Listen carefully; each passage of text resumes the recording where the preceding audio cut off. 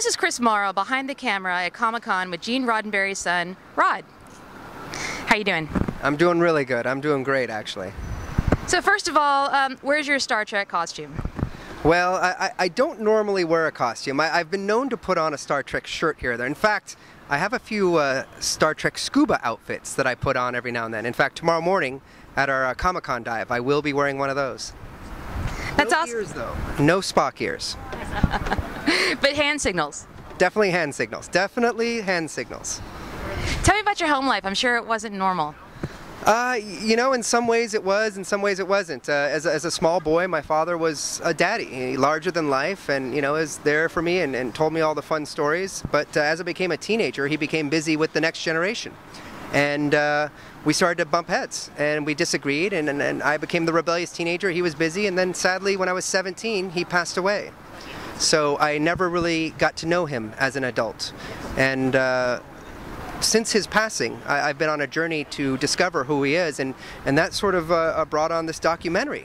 Trek Nation. Trek Nation. This is what we're here sort of promoting.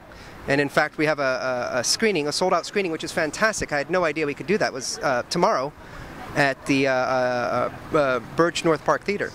And I've had an amazing opportunity that few children who have lost their parents have had to get to know their parents through their legacy and through other individuals. And learning about my father was tremendous. He was a very complicated man, but still quite a visionary. And not to ramble on too much, but you know, one of the intentions with Trek Nation was to humanize my father. You know, for most of my life, all the fans have told me he's the great bird of the galaxy. He's a visionary. He's a genius. You know, they put him up on this pedestal as almost a godlike figure.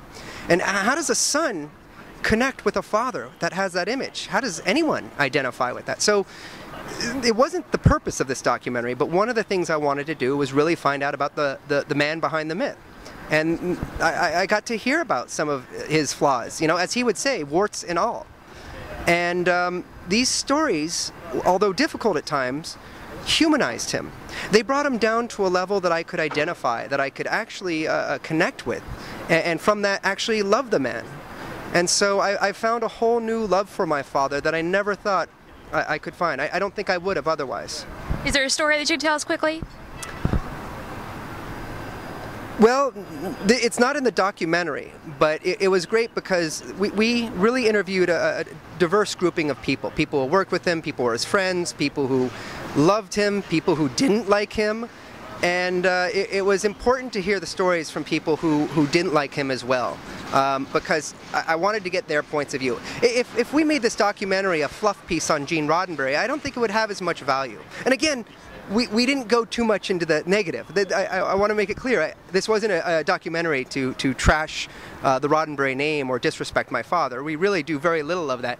But it was very important to me we did not do a fluff piece on Gene Roddenberry. I really wanted to show the man, because not only do I want to connect with him as a son, but all the fans out there and the admirers of him that look up to him and say, the great Gene Roddenberry, boy, I could never do that. I do want them to come out of the theater saying, oh, well, you know, he was an average guy just like me. He makes mistakes just like me. Maybe I could do something that great. Maybe I could inspire people. I really want people to come out feeling inspired and motivated that way. And that's kind of what people tell you when they see you at Star Trek conventions. Absolutely, absolutely. I mean, they tell me how much they admire and respect him. But again, it's important to me that they know that they can do this too. Determination, passion. That's really all you need. And sometimes I would say to anytime who tells you it's not done that way, my motto, at least right now, is don't listen to them. When they say it's not done that way, go ahead and try it that way first. You can learn on your own. Now, do you have a favorite episode? I'm sure you've seen them all. You know, we're going to get boos from everyone watching this. I'm a next-gen baby. I was born with Next Generation. And while I've seen all the original, and I love the original, Next Generation is my favorite. And there's a number of episodes in there. Usually, Data is my favorite character.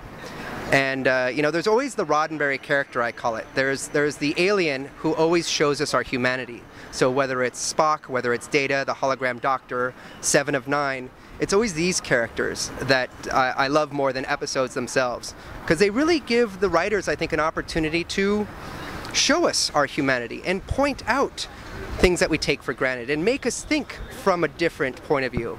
And that's one of the strengths of Star Trek, is I think it causes a lot of people to kind of look at things differently and say, hey, I never thought of it that way. And that helps us grow as a species. Thanks for your time. Oh, absolutely. Thank you.